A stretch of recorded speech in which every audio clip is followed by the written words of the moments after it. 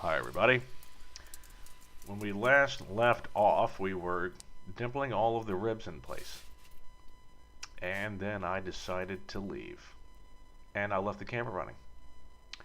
So we're just going to speed up time here. This is now 400 times speed. Yep, I just decided to split on out.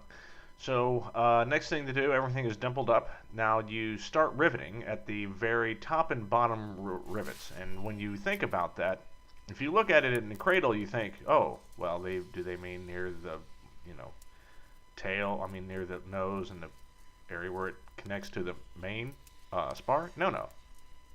Picture it sitting on the ramp, top and bottom. So it's basically it's the two rivets at the very top of, well, where it's sitting right now. Because as it's sitting flat, the very top ones would be the one at the top here, and the very bottom ones would be the very bottom ones, basically the two around where the main spar are. And you can see that I have it clecoed in place very well. I went ahead and clecoed every single one along the bottom, and then every other one at the top. And then I come back around, and I think I do every one on the top as well. You want it as tight as possible. See, there's no baffling, right? So there is a J channel, yes, but there's no real baffling in place. So there's no baffle that you can kind of insert in there to make sure that this thing isn't twisting. Now, as you look down the lightening holes of the ribs there, that's a good angle on accident. You can see that it looks pretty straight. Of course, what you gauge to be straight still might have a 1 to 2 degree twist in it, and you'd never know.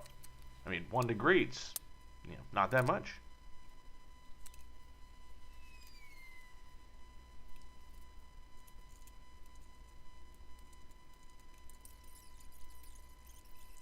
So what I do is, of course, I do the very center one first. I do 2 rivets on that side, and then I go back and I do 2 rivets, the 2 top rivets on the other. This is what Van says. Start with the top 2, and then work your way down towards the nose.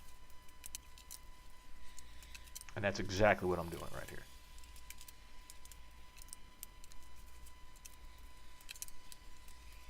Luckily, the first 2 rivets I can get with my squeezer.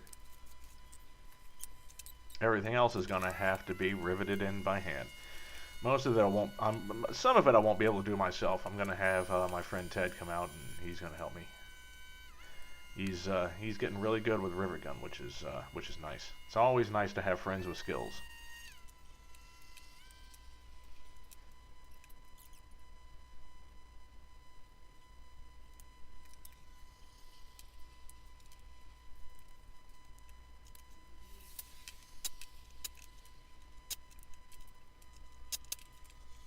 And I like being able, so it's easier, so the way I have it oriented now, it's easiest to get to from one side because of the way the flanges are. But I like this because it makes me, practice riveting with both hands, which is something very handy to have as a home builder. So anyway, just going to keep riveting away, and in the next video should be doing more. So I'll see you soon.